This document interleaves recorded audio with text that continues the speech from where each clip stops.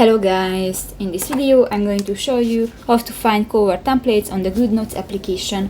But first of all, I just want to mention, please don't forget to subscribe to our channel, because at 100,000 subscribers we are going to show you our YouTube revenue statistics and growth strategy, how to make money online. So let's jump into it.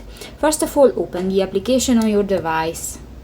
That's the home screen, and if you want to find different templates, just go to the settings icon at the upper right corner of the screen, and here you can find the second option, the manage notebook templates. Click that, and if you click to the cover button, you can find different covers: simple, solid, black and white, close, and you can download that and you can use for your notes.